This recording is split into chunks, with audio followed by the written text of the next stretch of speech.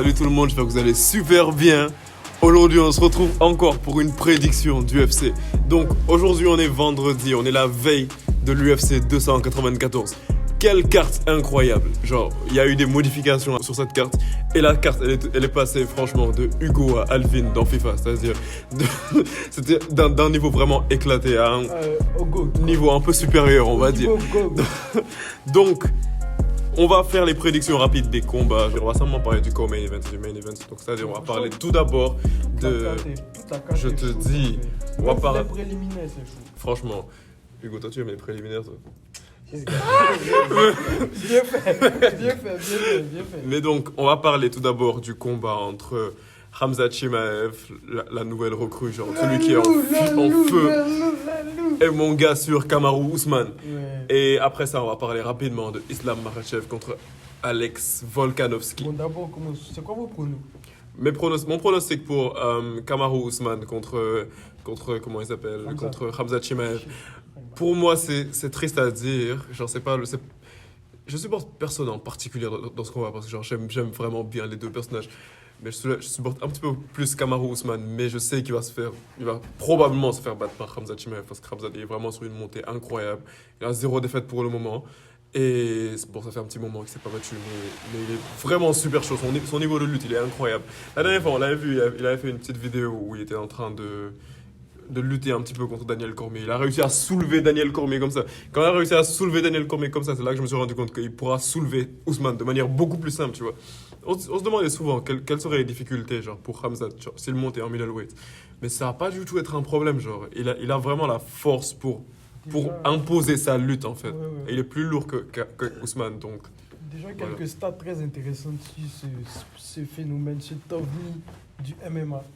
Déjà, il faut savoir que ses 4 premiers combats à l'UFC, il a reçu 0 frappe significative. Oui, également.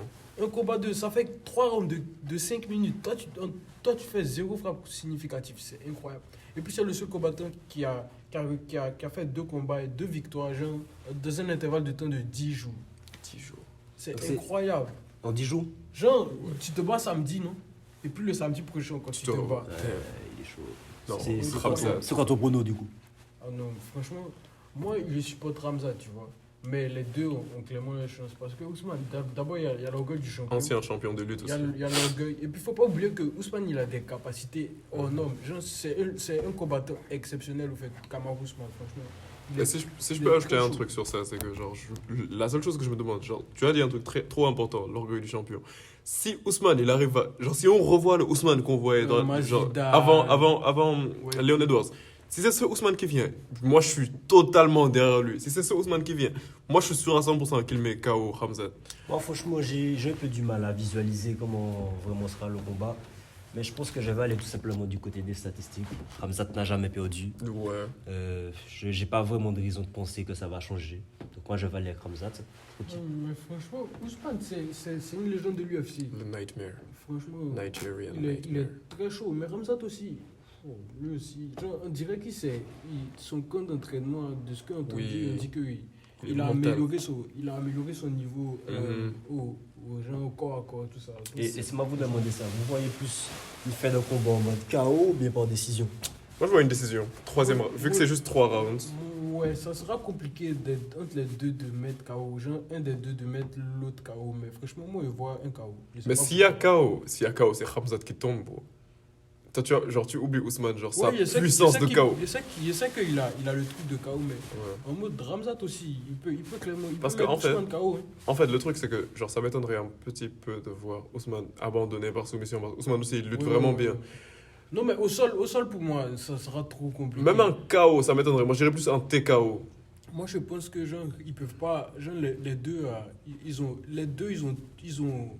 Genre, le combat peut pas se faire au sol, au fait. Ouais.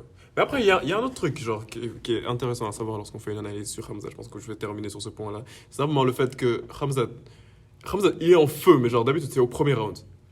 D'habitude, la majeure partie du temps. Tu crois qu'il a pas de cardio? Non, c'est pas ça. C'est en partie, mais c'est pas vraiment ça. Parce que c'est pourquoi? Parce que Khamzat, on a vu son vrai niveau contre Gilbert Burns, tu vois. Parce que comme ça, la majeure partie du temps, il mettait KO, genre il mettait, mais genre TKO, il le faisait abandonner. Mais genre ça c'était dans les genre au premier round, quand il fonçait sur toi comme ça. Ouais, exactement. Mais quand tu es quelqu'un qui lui tient tête, d'habitude quand tu arrives à tenir tête au premier round de Khamzat, lorsque ça s'est passé, là tu te rends compte que Khamzat c'est un humain, tu vois. Là, tu vois qu'il a des limites et tout ça. Non, mais... Et Ousmane, genre, s'il arrive à capitaliser tout dessus, Ousmane, il a un crochet du gauche tellement dévastateur. Franchement, ça carrière pas pour lui, c'est une légende de l'UFC. Il était à 3 combats de battre le record de GSP. Donc, on peut, donc si franchement il fait double champ, parce qu'après ça, il va se battre contre Strickland. Et puis il va sûrement redescendre pour essayer de prendre la ceinture. De ce qui s'est Edwards, de Leon Edwards. Donc s'il fait double champ, franchement, ce sera le GOAT. Le GOAT, ouais, je suis d'accord. Le GOAT des welter, je suis d'accord. Mais en tout cas, comme elle dit, Khamzat aussi, il faut avec Gilbert Burns, il faut savoir que c'est aux antipodes du style de combat de Khamzat aussi. Parce que Gilbert Burns, il vient sur toi. C'est un bagarreur, en fait. Donc ça va pas forcément avec le style de Khamzat. Mais bon. Après, on verra le combat. Moi, je suis Khamzat, je supporte Khamzat. Même si Ousmane, c'est nigérien. Mais je supporte Khamzat. Les Nigérianes, elles sont trop cute. Mais on va passer directement au combat entre Islam Makhachev et Alexander Volkanovski. Bon, on va être totalement honnête. Moi, je suis totalement... je suis totalement derrière Volkanovski. I'm sorry, Islam. Je suis désolé. Je suis totalement derrière Alexander Volkanovski. Genre, c'est une personne qui mérite littéralement d'être le GOAT. Genre, ça fait tellement de temps qu'on refuse de le mettre dans la conversation du GOAT.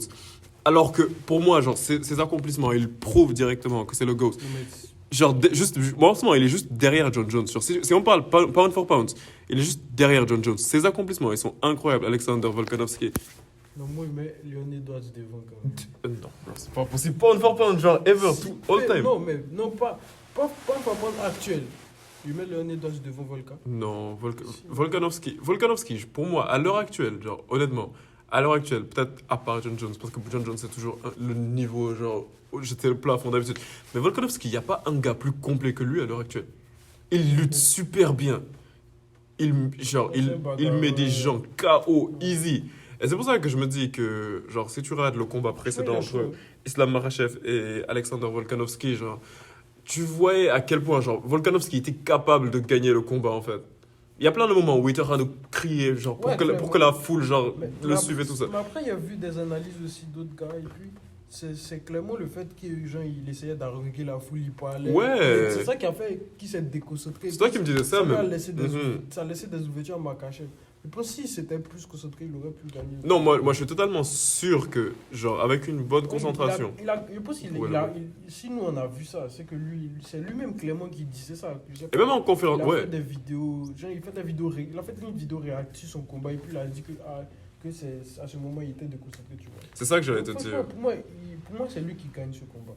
Et donc toi, c'est quoi ton pronostic?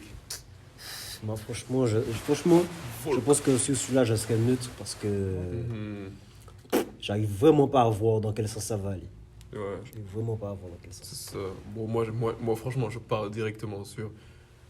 Non, je peux pas partir sur un cas. Bon, vous allez dire que je suis chiant, mais dans ce combat... Moi, franchement, je vois pas Volk mettre Makhachev KO, comme je vois pas Makhachev... Je vois pas de soumission non plus. Même si Makhachev, en conférence de presse, l'a dit qu'il va le battre par soumission.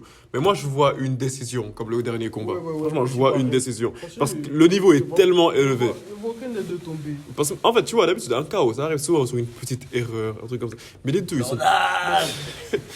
ils sont tellement professionnels. Il y a des gars, même quand il faut une erreur, puis tu leur donnes le coup, ils résistent. C'est ça. Donc pour moi, il n'y a aucun des deux qui peut être truc. Franchement. Ah, mais bon, c'est ça, genre, c'est tout ce qu'on avait à vous dire par rapport à l'UFC 294. Et donc, demain, juste après cela, on va faire une vidéo réaction et j'espère que j'aurai eu raison. J'espère vraiment que j'aurai eu raison. Donc, est-ce que vous avez quelque chose à ajouter? Les gars, franchement, merci pour la force que vous nous envoyez. Et puis, rendez-vous pour la prochaine. Allez, les gars. Donc, prenez soin. À plus.